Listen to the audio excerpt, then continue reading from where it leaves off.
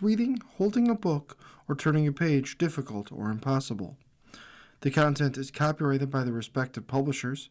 For more information, please visit us on the web at nfradioreading.org. Hello, and welcome to Around Our Area, a weekly look at community newspapers from around Western New York. Your reader for this hour is Bruce, and we'll start out, it's 2 o'clock, we'll start out with the Amherst Bee from Thursday, April 16th of 2026. One of the top stories, Town Board passes term limit commission resolution. Article by Bob Kupczyk.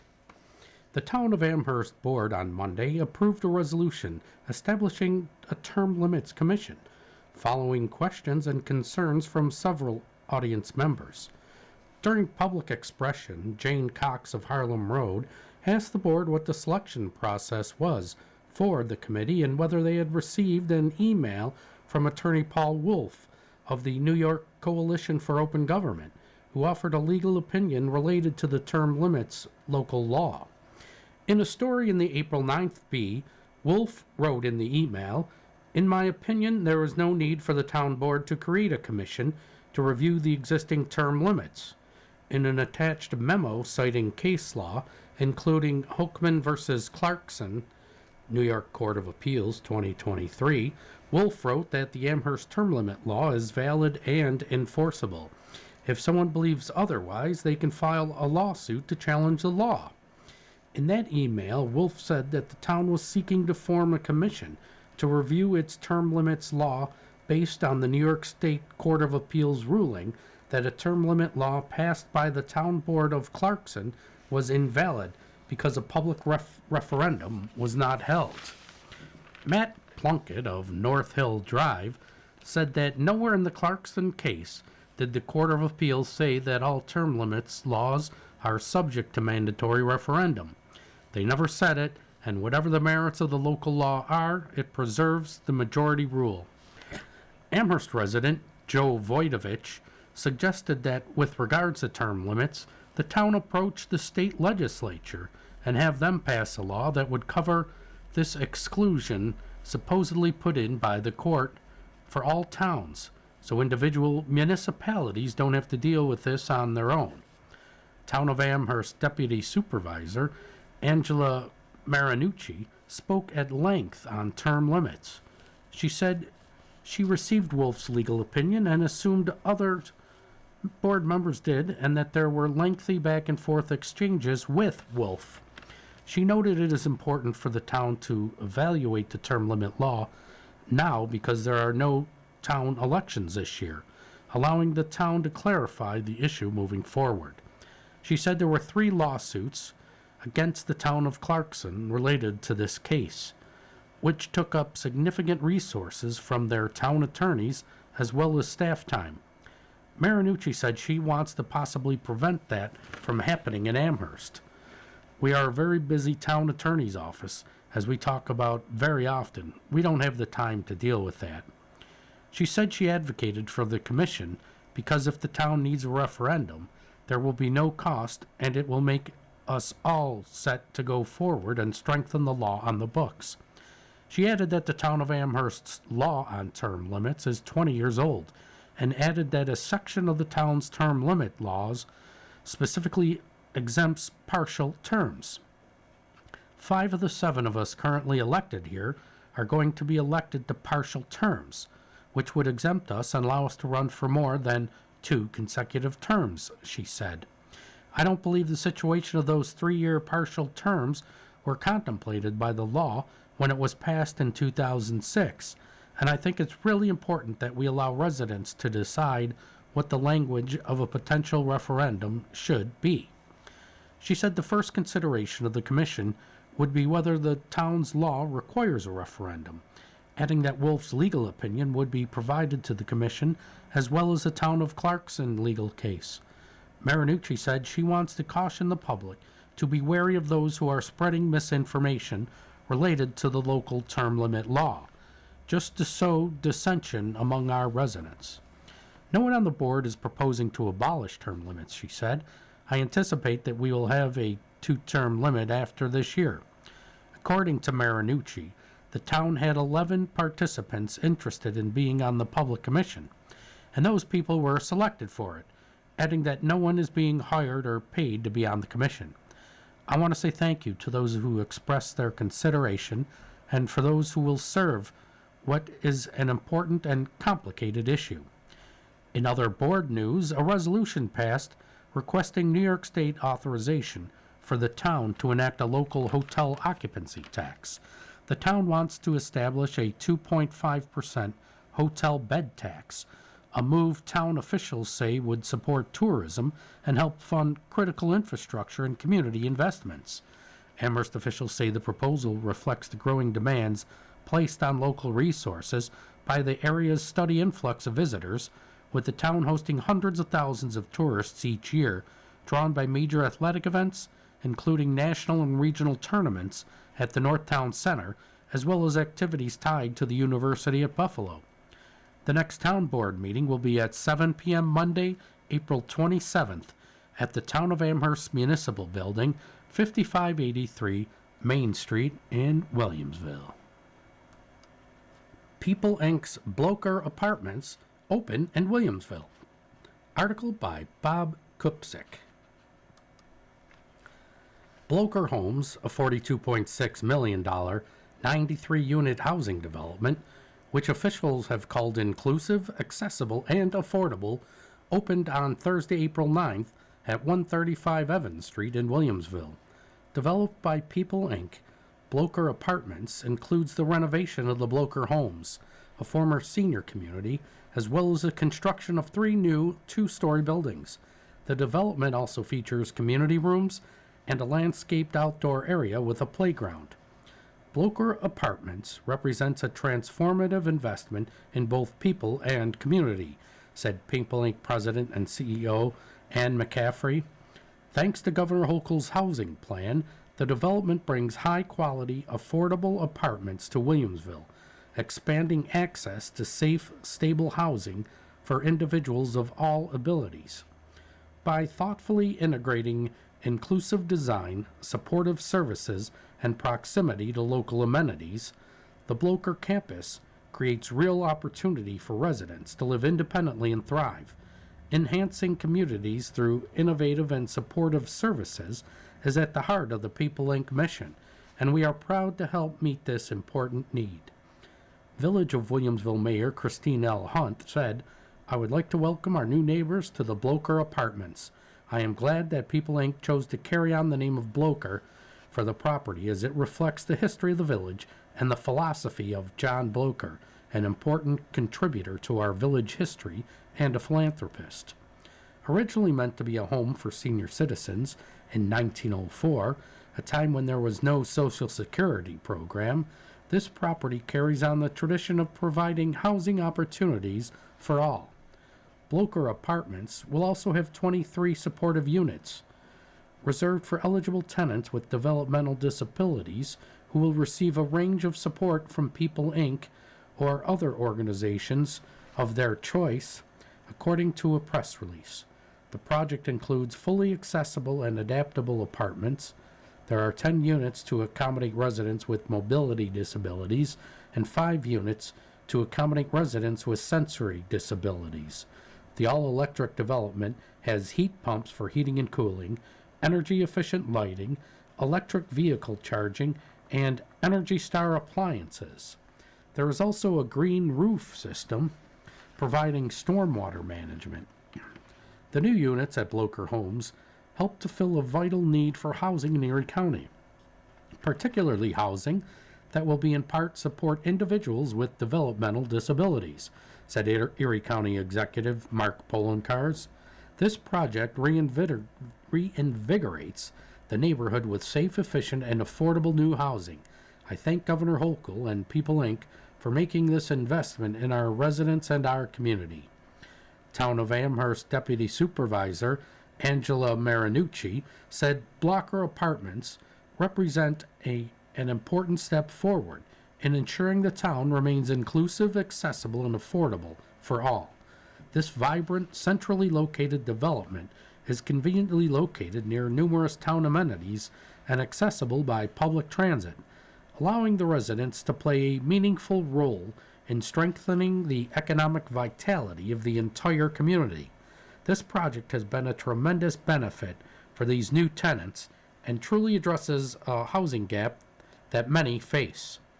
Officials say Blocher Apartments will be affordable to households earning up to 80% of the area median income. Growing up in Erie County, I know that we need more housing like Blocher Apartments that allow people to live comfortably and affordably in the wonderful cities, towns, and villages that make this area so desirable, said Governor Kathy Hochul. Blocher Apartments will welcome more New Yorkers who would love to call the charming and historic village of Williamsville home, said Hochul. It's remarkable that we have brought more than 11,000 affordable homes to Erie County.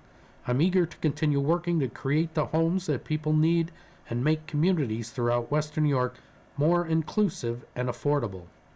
Under Hochul, New York State Homes and Community Renewal, HCR, has created or preserved more than 11,600 homes in Erie County, according to a release. Blocher Apartments continues this effort and complements Governor Hochul's $25 billion five-year housing plan, which is on track to create or preserve 100,000 affordable homes statewide, it said. The project is supported by HCR's Federal Low-Income Housing Tax Credit Program, which generated $21.2 million. Its state low-income housing tax credit program, which generated approximately $3.1 million in equity and $3.8 million from the Supportive Housing Opportunity Program, according to the release. Additional support includes $5 million from New York State Office for People with Developmental Disabilities Integrated Supported Housing Program, and $372,000 from the New York State Energy Research and Development Authority's New Construction Housing Program. The town of Amherst provided $1.3 million through its Home ARP program and a $600,000 Home, HOME, entitlement loan. The Federal Home Loan Bank of New York provided $1.5 million through its affordable housing program. Other government officials were on hand for the opening. Thanks to the efforts of Governor Hochul, we are able to expand access to affordable homes across Erie County to communities like Williamsville, said New York State Homes and Community Renewal Commissioner Ruth Ann Wisniewski. This $42.2 million investment is providing nearly 100 households the opportunity to live in safe, modern, and affordable apartments in a walkable, beautiful community. We thank People Inc. and all our partners for making this vital project a reality. State Senator Jeremy Zellner said Blocher Apartments is exactly the kind of investment our community needs, creating high-quality, affordable housing while making sure no one is left behind. Thank you to Governor Hochul and Commissioner Wisniewski for their leadership on this project. At a time when housing costs are rising, projects like this help make our community stronger, more inclusive, and more affordable for everyone. Assemblymember Karen McMahon called Blocher Apartments transformative and affordable housing. I am pleased that the ribbon has finally been cut on the new Blocher Apartments. I am greatly looking forward to welcoming new residents to the community and seeing them thrive here.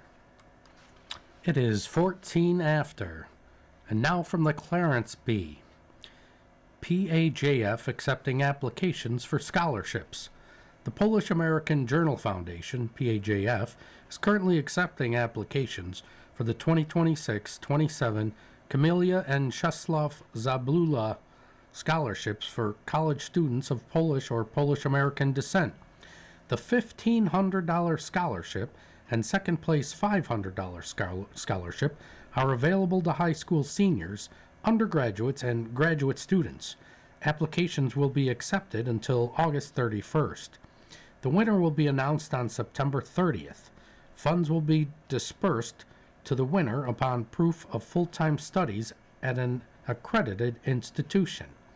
To be eligible, the applicant must be an American citizen, either by birth or naturalization, be of Polish or Polish-American ancestry, be a full-time college student currently enrolled at an accredited college university in the United States, which confirmed future attendance at an institution in the fall of 2026. Describe his or her involvement with the Polish community, past, present, or future. The complete application package must be received in its entirety no later than August 31st. There is no application fee. Factors for consideration include, in order of importance, a demonstrated interest and involvement in Polish-American cultural activities with plans to advance those interests. Significant and potential contributions, academic, cultural, scientific, civic, open to all career fields. Academic and scholastic performance and achievements as demonstrated in application materials provided for examination. The complete application package can be downloaded from Polish American Journal's website by following the links to the Polish American Journal Foundation and the scholarship application. The Polish American Journal Foundation, PAJF, a 501c3 nonprofit organization, was established in 2014 to promote Polish and Polish-American culture and traditions among members of the public and other Polish and Polish-American groups. Membership in the PAJF is open to all. Donations are accepted in any amount. All donations will be acknowledged and may be used as charitable contributions on your tax return. For more information or to donate, write to PAJF 2026-27 Scholarship, P.O. Box 271, North Boston, New York, 14110-0271. Email editor@polamjournal.com. That's POLAM journal.com, or call 716-312-8088 or 1-800-422-1275. To download an application, visit www.polamjournal.com. That's POLAM journal.com /PAJF.html. A Sweet Sound of Community at the Clarence Senior Center. Article by Emma McElliott.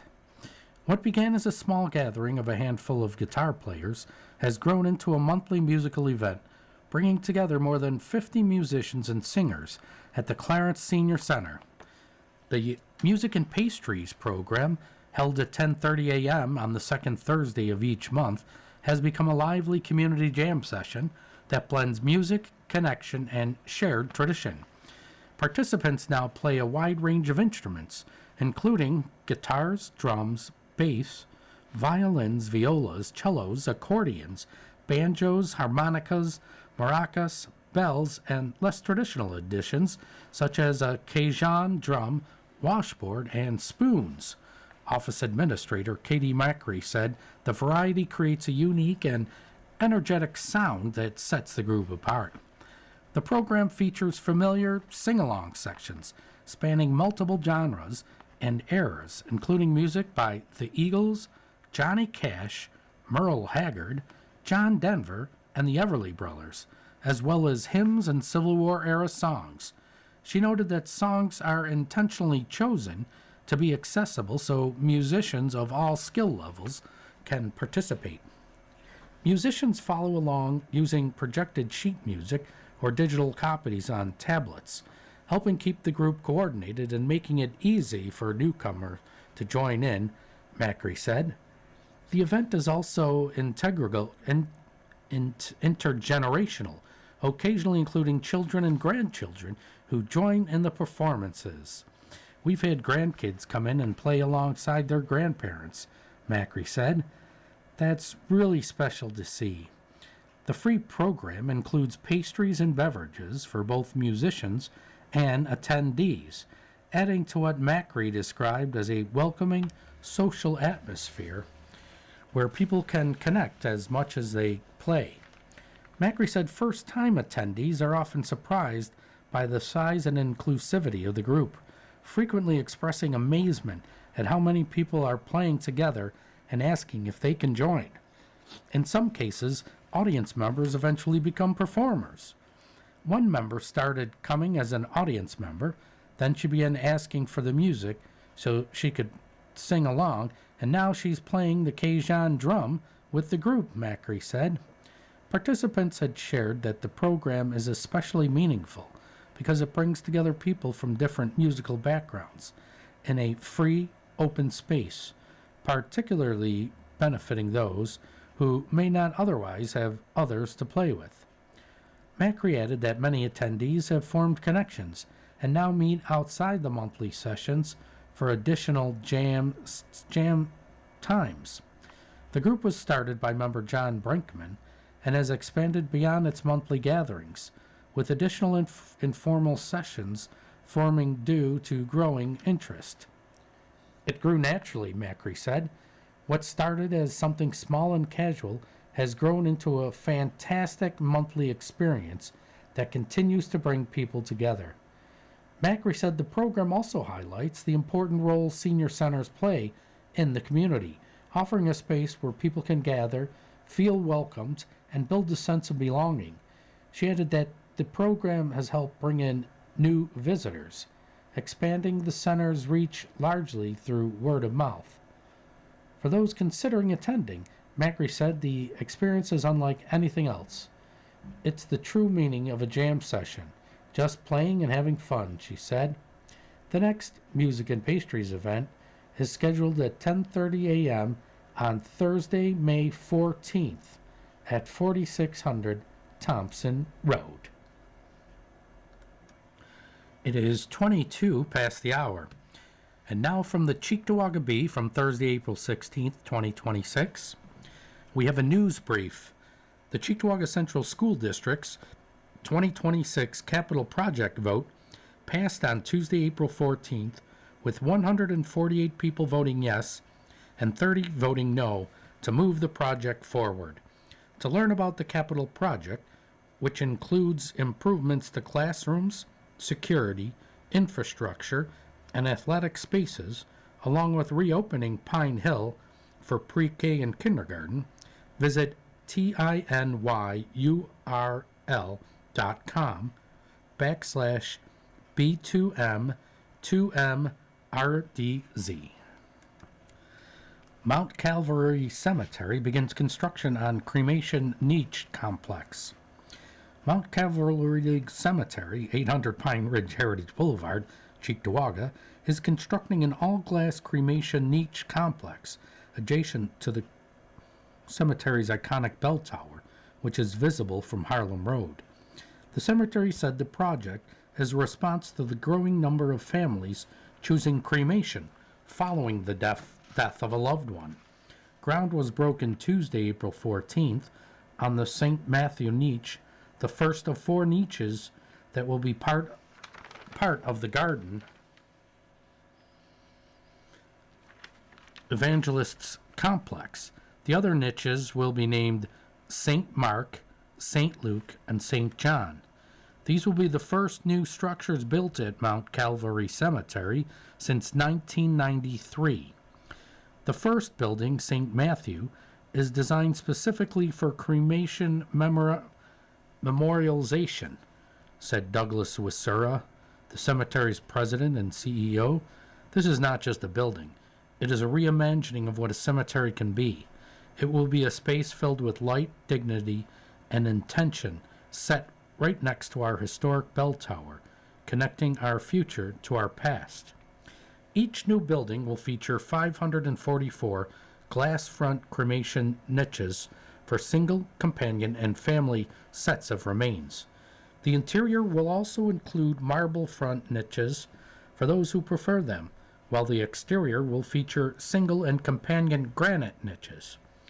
According to the Cremation Association of North America, 62% of Americans are cremated, and the number continues to rise each year.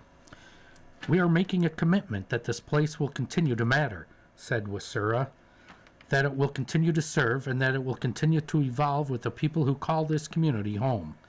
The project also includes restoration of the cemetery's bell tower, including new clock faces and a new bell system. Once completed, the complex will have a garden-like setting with areas for reflection and other memorialization options. Landscaping was designed by Margaret Lapp, curator of the Olmsted Park's South Park Arboretum. The driveway and walkways will feature a permeable paver system designed to help reduce stormwater runoff into the sewer system. Wasura said he expects construction of the St. Matthew niche to be completed by late spring or early summer. For more information about the new niches, contact Mount Calvary Cemetery at 716-892-6600. Republican council members introduce resolution to censure Pilarski. Article by Michael Pulse. Republican council members Vernon Thompson and Barbara Bukowski sponsored a resolution introduced at a board meeting Tuesday, April 14th, to censure fellow Democratic councilman Brian Pilarski following his resignation as executive director of the Seneca Babcock Community Association, which lost its nonprofit status after years of lapses and required financial reporting. A censure is a formal statement of disapproval issued by a governing body, used to publicly reprimand an official for conduct deemed inappropriate. A censure does not remove a person from political office.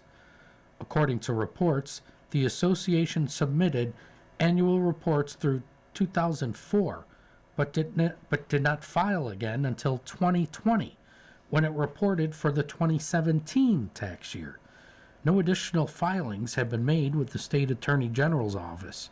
For the full story on Pilarski's resignation and the organization's financial mismanagement, visit tinyurl.com/57CS5STF. The resolution states that news of the financial lapses has raised serious concerns in the Cheektowaga community and the Western New York community at large. It further states that the board recognizes an investigation into Pilarski's potential wrongdoing is ongoing and should be completed, with findings reported before any disciplinary action is taken. It also states that Pilarski's admission regarding missed filing deadlines and the loss of the organization's nonprofit status have already impacted public confidence, and that these circumstances directly affect the greater public trust in local leadership. Lastly, it states that leadership is divined in moments like this, and restoring trust should be the priority even when it requires difficult decisions that put the community first. Bukowski said the resolution is not a personal attack on Pilarski. However, she said numerous people reached out to her over the Easter holiday asking what the board is going to do about Pilarski, to which she responded the board can't take action while the situation is under investigation. She added that the purpose of the resolution is to acknowledge that the board is aware of the circumstances. Thompson said the public is looking for more clarity regarding the situation, adding that residents feel like they've been brushed off. Thompson added that he doesn't have anything against Pilarski, while stating that optics are making the situation difficult. "We are supposed to be above that and set the example," he said. Thompson, who is not up for re-election, said the decision to introduce the resolution is not political. "I have nothing to gain from this whatsoever." Democratic Council member Stephen Nowicki said his concern with the resolution is consistency, adding that there have been board members in the past who have gotten in the face of multiple town residents to intimidate them during meetings and on video, and censures were never brought up. Nowicki referred to Pilarski's situation as quite serious, but largely a clerical issue at this point, adding that the Hope's further investigations reveal it was a clerical issue and not intentional wrongdoing. He said a lot of people are looking into the situation, including the Erie County Comptroller's Office. But the Attorney General's office declined to look into the situation because it does not want to hurt charitable foundations and instead seeks to bring them into compliance. Nowicki said he can't in good faith support the resolution right now, but if reports signal intentional wrongdoing, you can sign me up for a co-sponsor of this resolution. Nowicki made a motion to table the resolution, which was seconded by Monica Elderkin. The resolution could be brought back up at a later date. It is 31 past the hour, and now the Lancaster Depew Bee from Thursday, April 16th, 2026. Top story: security company stirs concerns from cluster of village residents. Flock representative details data storage guidelines. Article by James Sinner. Flock Security, a public safety and law enforcement technologies company, participated in Monday's Village of Lancaster Board of Trustees meeting, responding to recent criticism from a small batch of residents upset over the potential storage of a new Flock drone atop the municipal building. Residents addressing the board were united in their skepticism, but varied in motive, some wary of the technology in general, and others noting Flock contract cancellations in other municipalities over concerns of data sharing with federal authorities when apprehending undocumented individuals in sanctuary cities. I think that privacy and data security is really important for all of the constituents and council members to understand, said Lily Ho, a representative of Flock Security, attending the meeting via live stream. We are a fast-growing and new technology. It's murky what you're doing with the data, said village resident Ellen Beltz, who also expressed concerns about data sharing, specifically citing an incident in Ithaca. Lancaster Police Department Lieutenant Grant Gunschner stepped in to assist with answering some questions for residents. There are towns and villages throughout the U.S. that are no longer using Flock, some of them switching to a competitor of Flock. Some of them decided they don't want to use it. Some had grants and lost their grants, Gunschner said. There are cities and towns that are no longer using them, but there are also cities and towns that are continuing to use it, and cities and towns that are adding the technology. Gunschner addressed residents' questions about the contract dissolution between Flock and Ithaca. Ithaca, in particular, is a sanctuary city, so they felt that it was against their place as a sanctuary city to have a Flock camera. Gunschner and the Flock representative added that all sharing of data is the decision of individual law enforcement agencies and that Flock does not share information between other law enforcement agencies, customers, or otherwise. Steve Hansen, a village resident who works in the medical field, said he wanted to be sure that Flock had rules and regulations about data storage similar to HIPAA laws. If I make one mistake, even an innocent mistake, one that I am trying to help somebody, I will be fired on the spot, Hansen said. I do not see any kind of laws, rules, regulations whatsoever that Flock employees or anybody else concerned with this data monitoring system are held to the same standards that I have to work in every single day. Ho said that Flock's security uses end-to-end encryption, maintaining various national certifications for cybersecurity and safety parameters at levels approved by the FBI. It was also reiterated that Flock shares no data between law enforcement agencies, state, federal, or local, and that decision rests in the hands of individual law enforcement organizations. She added that the only reason a flock representative would view data held on their server would be in assistance of a law enforcement agency having trouble accessing data for their municipality. Do some law enforcement agencies share with the federal government and some don't? Asked Trustee John McElroy. We do not share with federal, we share with local, Guncher said, explaining instances where evidence to capture a suspect could be shared with a nearby municipality, or that a link could be sent to local fire chiefs of drone footage monitoring an incident. He explained, however, that information can only be sent and viewed, but not saved or shared by outside local agencies. Does it record the entire flight time? Asked Trustee Gavin O'Brien. Guncher explained that the default is set so that the drone records its trip to the scene while pointed at the horizon. The data, if not retained by law enforcement on their personal servers, is deleted from Flock servers after 30 days. O'Brien asked if there was any way to limit the amount of time that data sat on Flock servers. Gunter said that the storage function is adjustable, and the department would find a sweet spot on how long to keep collected footage on Flock servers before deciding if the recording is useful as evidence, whether it be 30 days or less. Placing data and privacy concerns aside, some residents ask why the department needs the technology at all. For safety reasons, if a suspect leaves the scene before we get there, the drone can follow that person, Guncher responded. Firemen will see a fire live sent right to their phone before they even get to the call. It will be extremely helpful for the fire chiefs to deciding what apparatus they need, where to attack the fire, routes to take to get there.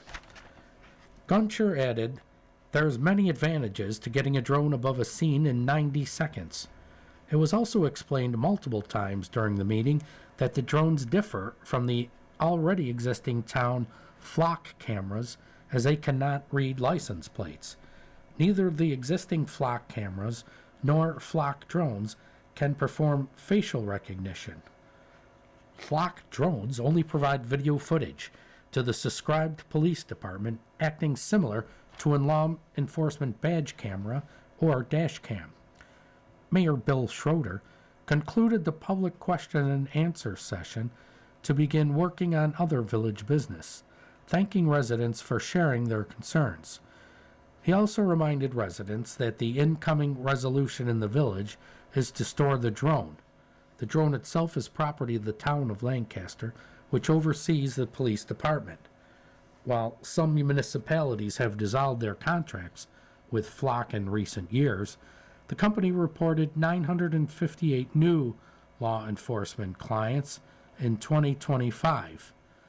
The resolution to allow one Flock police drone atop the Lancaster Municipal Building was tabled by the board for an upcoming meeting, allowing for time to fine-tune how the technology can be securely housed on the roof. Alden resident named winner of Taste of Buffalo Poster Art Contest. Chase Gillen, a resident of Alden, has been named the winner of the annual Taste of Buffalo Poster Art Contest, hosted in cooperation with event sponsor Tops Friendly Markets. Gillen was the winner for artists in the 18 and older age group, with his art set to be used in the creation of the official festival poster. In addition, Gillen will receive a $1,000 prize. Amherst resident Sabadum Ramisha was named the winner for the 13 to 17-year-old age group. He will be presented with a $500 reward. The prizes are courtesy of the Tops Friendly Markets and the Taste of Buffalo. When contacted about the news, Gillen was elated, telling a Tops representative that friends encouraged him to give it a whirl. Chaz used to do creative work for Mighty Taco. The Taste of Buffalo has always celebrated the incredible food local to Western New York, said Adam Roma, chair of the 2026 event. These posters beautifully showcase the talented artists who call the region home. In 2026, we are honored to continue our tradition of highlighting the area's culinary scene while expanding our focus to include more local artisans. This year's festival will take place Saturday, July 11th and Sunday, July 12th at Niagara Square and on a portion of Delaware Avenue. Pre-sale food ticket vouchers will also be available for purchase at Tops Markets, locations beginning in June. Benefit for Mike Munn to be hosted at Lancaster Elk Lodge in support of fight against cancer. There will be a benefit event held from 1 to 5 p.m. Saturday, May 9th at Lancaster Elk Lodge, organized for Mike Munn, an Alden resident who is currently fighting a stage 4 oral cavity cancer diagnosis. The funds raised will help Munn, a retired correctional officer, cover the cost of medical treatments as he fights for better health. Mike is a man of honor, generosity, courage, and strength. He has faced his cancer journey with courage, and now we have the opportunity to show him how much he is loved and respected, said Don Bianek, an organizer with the event. Let's make this benefit a huge success for a truly deserving friend. Bianek said that Munn's favorite hobbies are harness racing and spending time with his wife Denise, 3 kids, Sarah, Amanda, and Mikey, and his grandchildren. The cost per ticket is $25, which includes beer, wine, soda, pizza. Tickets can be purchased through friends and family of Mike Munn or through Venmo under the name @Michael-Munn, which is MUNN-78. To inquire about tickets by phone, call Lisa at 716-440-1009 or Kim at 716-430-5044. Tickets will be available at the door on the day of the event. It is 42 past the hour. Depew resident promoted to new position at Fox Run at Orchard Park. Fox Run at Orchard Park has promoted longtime employee Elizabeth Nelson to a newly created role aimed at supporting its expanding marketing and sales operations. The retirement community announced Nelson has been named Marketing and Sales Liaison to the Marketing Department, a full-time position designed to help manage growing demand as the community undergoes expansion. Fox Run is currently adding 71 new living units and maintains a 2-year wait list, prompting the need for additional coordination with prospective residents. In her new role, Nelson will oversee marketing events, manage daily operations and reports, and streamline social media efforts. She also will guide waitlist depositors through the move-in process, including apartment preparation, pre-move meetings, and move-in coordination. Elizabeth has a sharp recall for waitlist depositors and brings strong organizational skills along with a sense of humor to the team, CEO Bill Wildorzik said in a statement. Nelson joined Fox Run in 2021 as a dining services server before transitioning into roles in health center admissions and marketing. She most recently split her time between the 2 departments before moving into the full-time liaison position. A graduate of the State University of New York at Fredonia, Nelson holds a bachelor's degree in theater arts and business administration with a concentration in marketing and a minor in communications. Originally from Utica, Nelson now lives in Depew with her fiancé. Fox Run at Orchard Park is a continuing care retirement community offering independent living, assisted living, memory care, and skilled nursing services on a 54-acre campus. We've got some spindle items from editor James Sinner from Lancaster Depew. Plug it in. Did you know electric vehicle charging stations are available at 9 Erie County parks?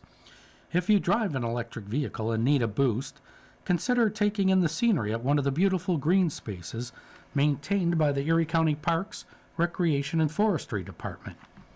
You can go to Chestnut Ridge Park, Como Lake Park, Ellicott Creek Park, Spraguebrook Park, Elma Meadows Golf Course, Isleview Park, Emery Park, Grover Cleveland Golf Course, and Bennett Beach. Recycle your paint. Like many sheds in America, you might have a few buckets of half-used paint sitting around from that fence you painted in 2009.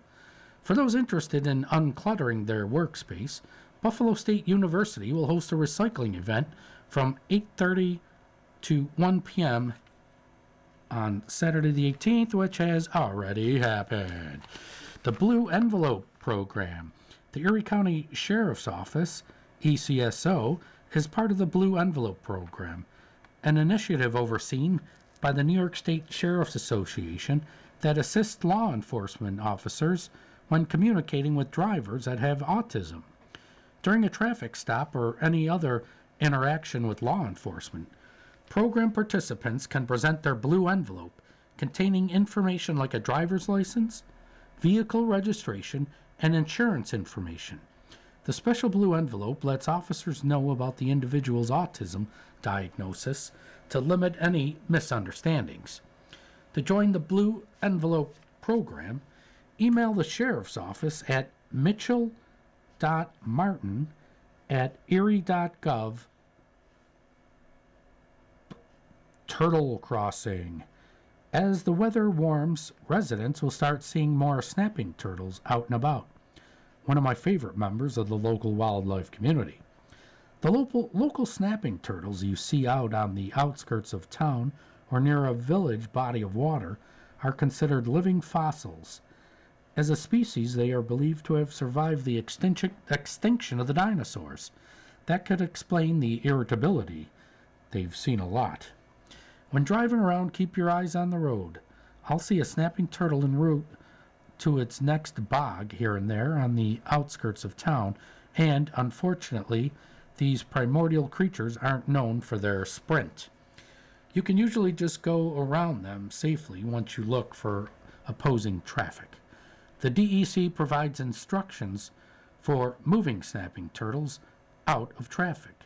For links to videos on doing this safely, go to dec/news/press-releases/2025/5/DEC-reminds-New Yorkers-2-give-turtles-a-a break.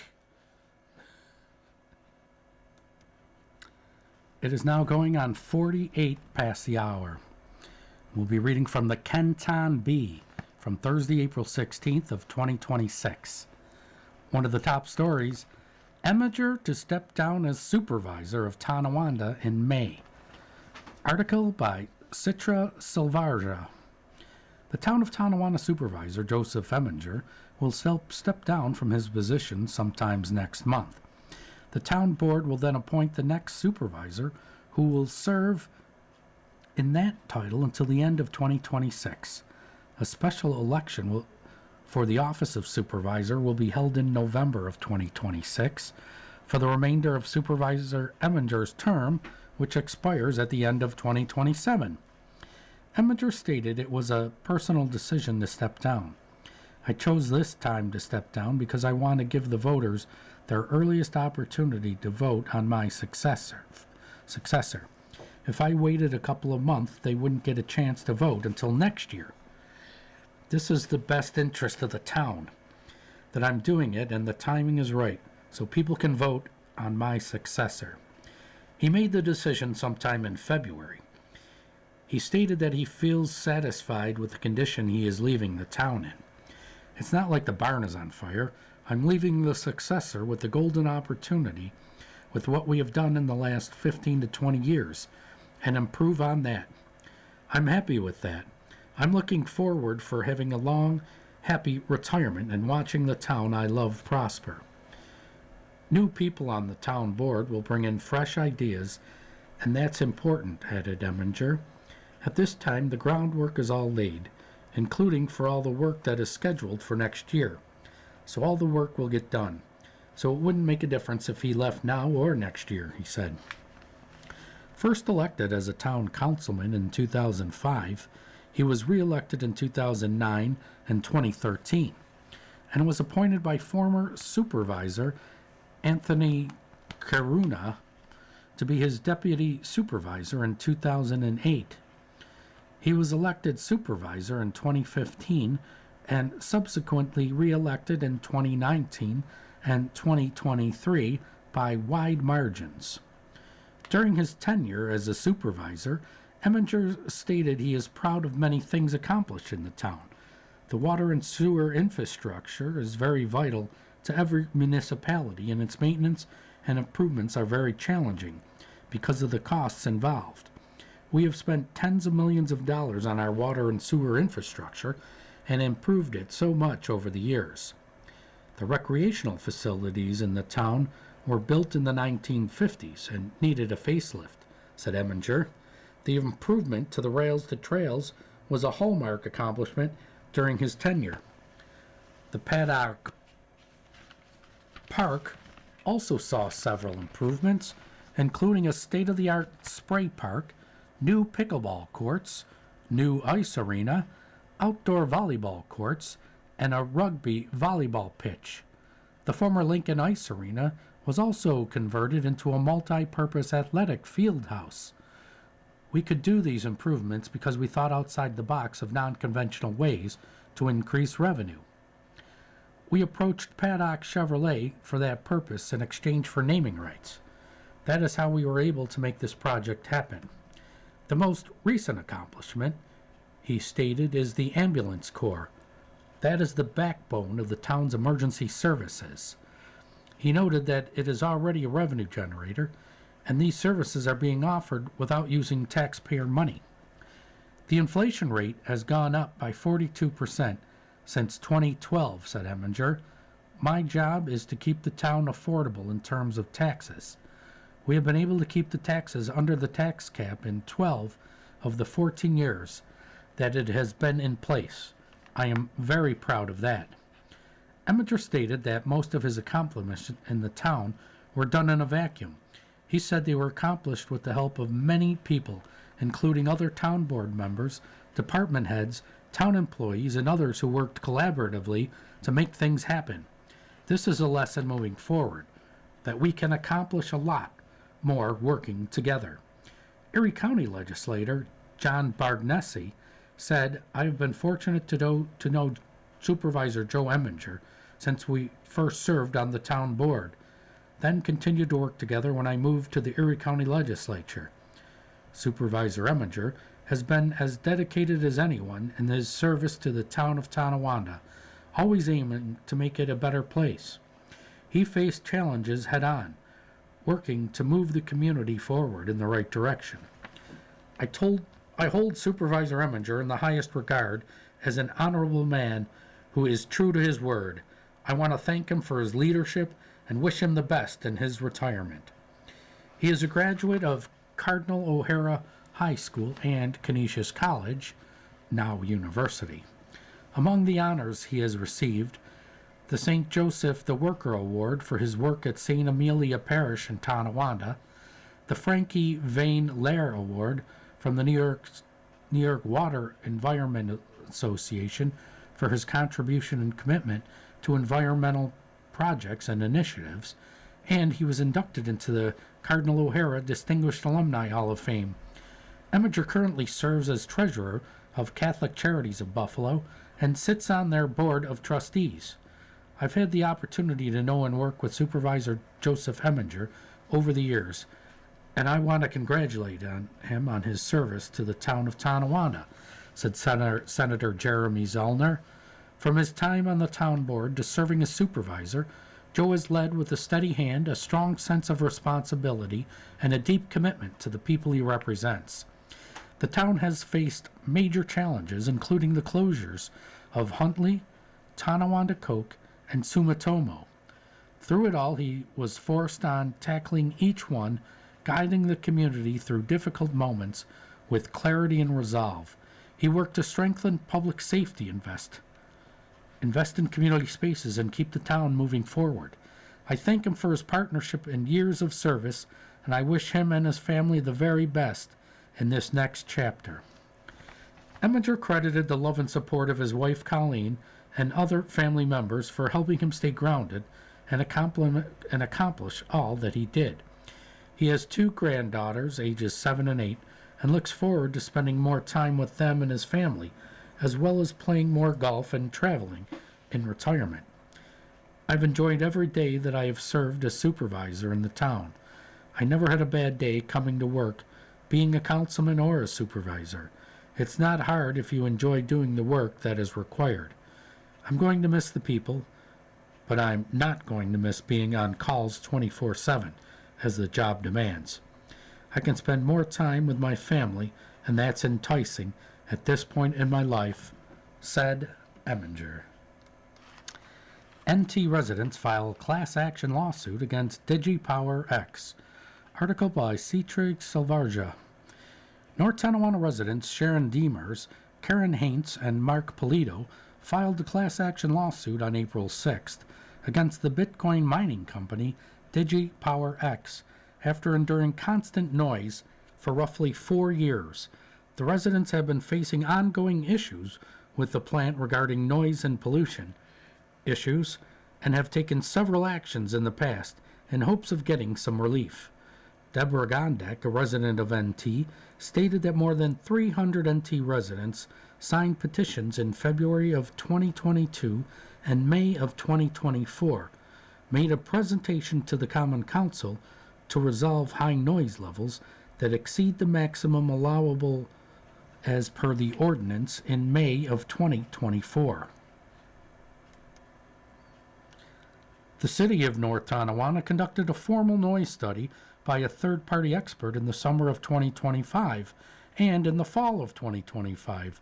Several citations for noise violations were issued to DigiPower X. In addition to these actions, there were also several court proceedings. In November of 2021, Gondek stated that DigiHost's, now DigiPower X, DEC air permit expired, but the plant continues to operate.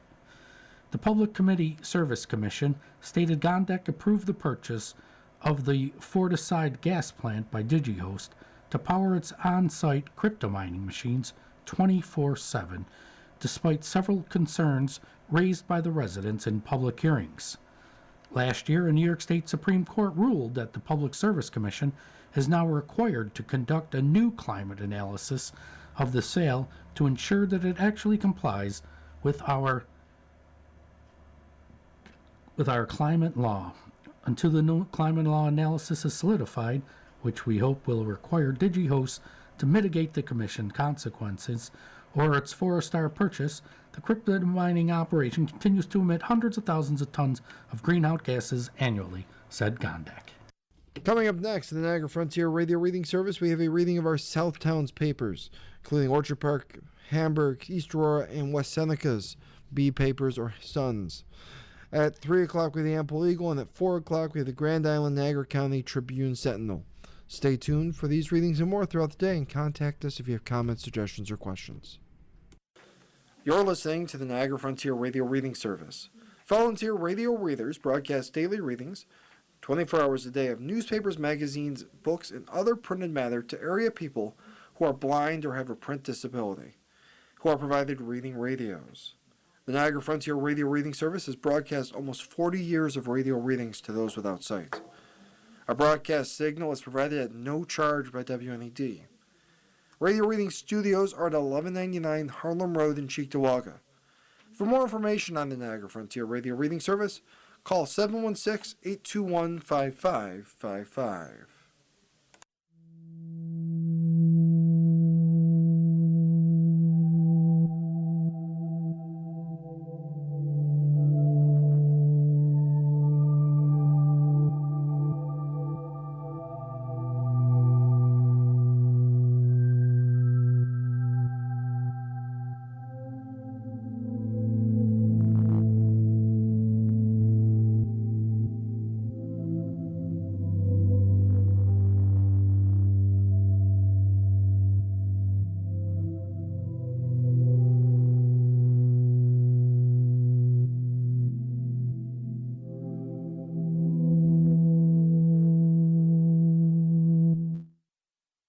The following program is intended for listeners who are blind, have low vision, or have another print disability.